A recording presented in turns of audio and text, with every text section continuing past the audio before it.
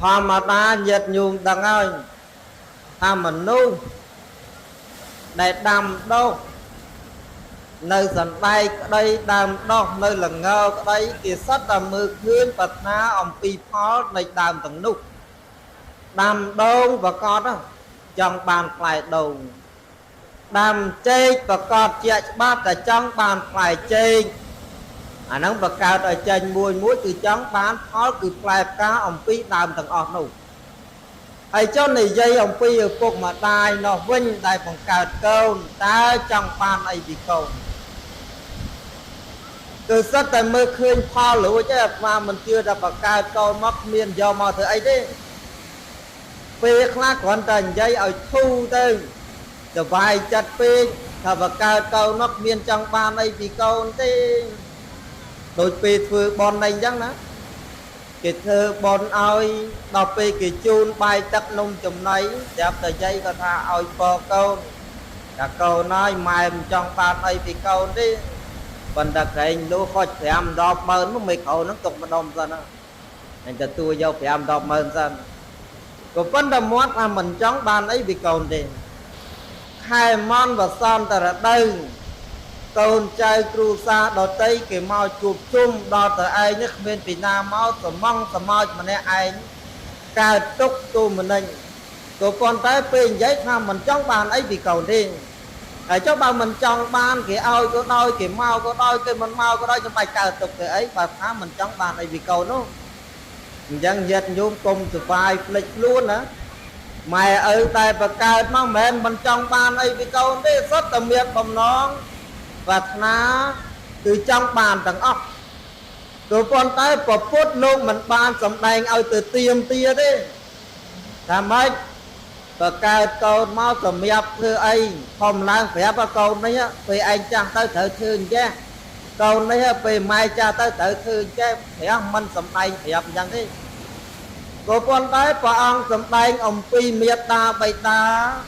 ដែលចង់ឲ្យកូនល្អកូនដឹងគុណខ្លួនឯងត្រូវបដិបត្តិធម៌5យ៉ាងជាមុនសិនអាហ្នឹងធ្វើ5យ៉ាងហ្នឹងបានកូនធំឡើងល្អហើយមិនបាច់ចាំពពួយគេធ្វើបន់ឲ្យទេគេនឹកឃើញធ្វើឲ្យទៅមកអាហ្នឹងឲ្យតែធ្វើបានធម៌ទាំង5យ៉ាងហ្នឹងទី1នៅក្នុងការបង្កើតកូនមកចាប់ផ្ដើមបង្រៀនកូនកុំឲ្យធ្វើអំពើអាក្រក់ប្រាប់ឲ្យស្គាល់បាបបុណ្យគុណទោសល្អអាក្រក់ខុសត្រូវបង្រៀនឲ្យស្រេចពីក្មេងទៅ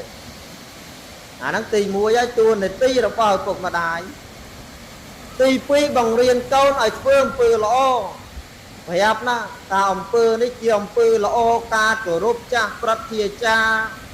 គោរពព្រះសង្ឃគោរពបងប្អូនទៅវិញទៅមកបង្រៀនឲ្យធ្វើអំពើល្អតាំងពីតូចទៅទី3ណែឲ្យកូនសិក្សារៀនសូត្រឲ្យបានខ្ពង់ខ្ពស់នៅក្នុងថ្នាក់រៀនថ្នាក់សិក្សាហ្នឹងគេមានត្រឹមថ្នាក់ណាបង្រៀនឲ្យធ្វើល្អកុំឲ្យធ្វើអាក្រក់ហើយតែសំខាន់មួយទៀតគឺឲ្យកូនរៀនឲ្យបានខ្ពង់ខ្ពស់តួនាទីទី4គឺរើសគូសកលឲ្យមើលអ្នកណាដែលសមស្របសម្រាប់កូនហ្នឹងឬឲ្យសមជាមួយគ្នាទៅដល់ទៅទី5ចុងក្រោយចែកកេរមរតកតិចក្តីច្រើនក្តីគឺត្រូវតែមានឲ្យកូនអញ្ចឹង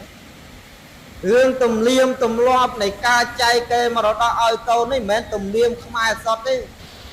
គឺយើងយកតាមព្រះពុទ្ធសាសនាដែលព្រះអង្គសម្ដែងថាមេត្តាបិតាមានតួនាទីបន្តអំពីកូនចៅមានគូស្វាមីភរិយាទៅគឺត្រូវចែកកេរមរតកឲ្យໄວបិទទីច្រើនក្តីតិចក្តីក៏ប៉ុន្តែព្រះពុទ្ធមិនបានសម្ដែងឲ្យកូនចៅទៅទៀមទាកេរមរតកនោះទេបើមេត្តាចែកឲ្យក៏ចែកទៅបើមេត្តាមិនចែកឲ្យក៏មិនទៅវាជាសិទ្ធិរបស់គាត់ក៏ប៉ុន្តែនៅក្នុងតួនាទីរបស់ឪពុកម្ដាយគឺព្រះអង្គសម្ដែងមកតែមាន5យ៉ាងហ្នឹងទី1បង្រៀនកូនកុំឲ្យធ្វើអាក្រក់ទី2បង្រៀនកូនឲ្យធ្វើអំពើល្អទី3ឲ្យកូនសិក្សារៀនសូត្រឲ្យបានខ្ពង់ខ្ពស់ណាទី4រើសគូសកលឲ្យទី5គឺចែកកេរមរតកឲ្យនេះចប់ភារកិច្ចញាតិញោមដែលត្រូវជាឪពុកម្ដាយហើយ ដល់ទៅភារកិច្ចរបស់កូនចៅប្រុសស្រីវិញកូនចៅគ្រប់រូបទាំងអស់ដែលកើតមកត្រូវនឹកក្នុងចិត្តថាអញ្ចឹង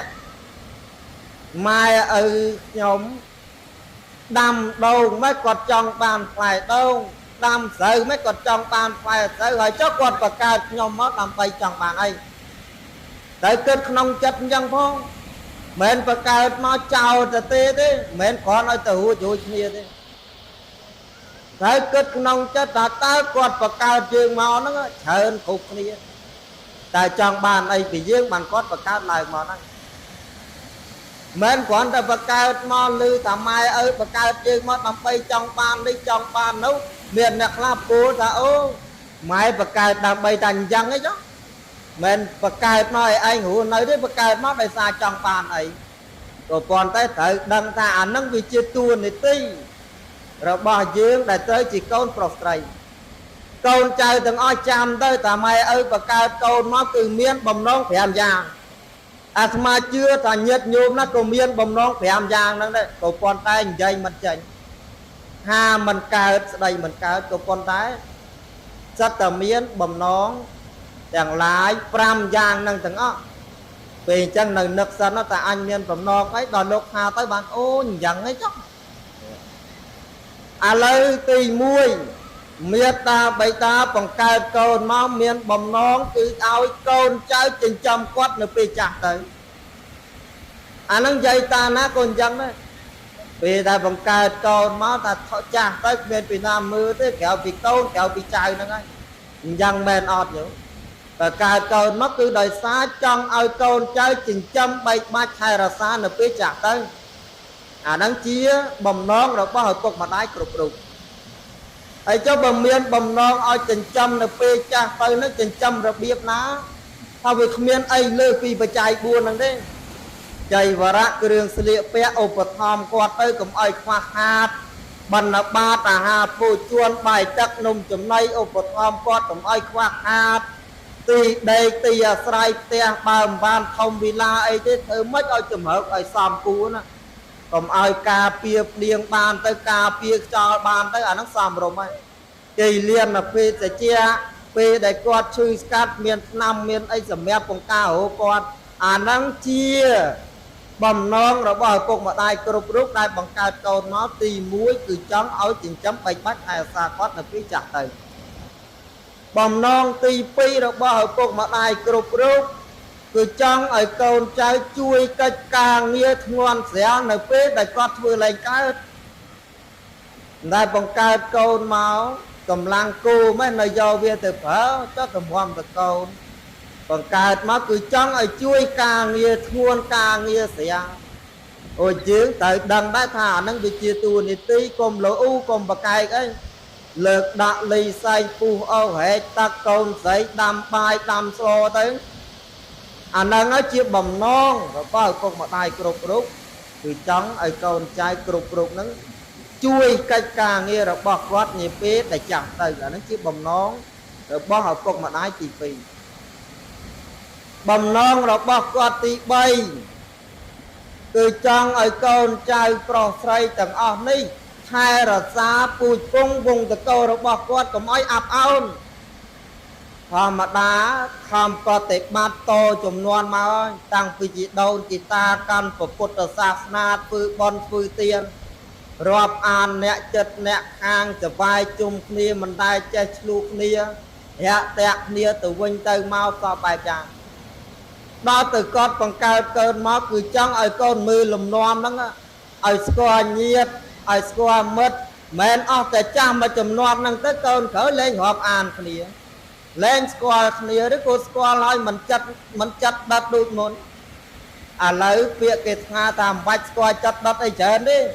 តែមកស្គាល់ប្រាប់ការបានប្រាប់បនបានទៅប៉ុណ្ណឹងបានរួចខ្លួនណាក៏ប៉ុន្តែចាស់ពីដើមញាតិញោមឲ្យស្រឡាញ់គ្នារាប់អានគ្នាមើលថែគ្នាទៅវិញទៅមកបានល្អណាស់បើស្រុកតំបន់ខ្លះនោះឮតែមានអ្នកនេះហើយគាត់ឈឺខ្លាំងហើយអ្នកនេះហើយគាត់ឈឺខ្លាំងហើយបបួរគ្នាទាំងភូមិទៅមកទៅមើលទៅជួយសូត្រធម៌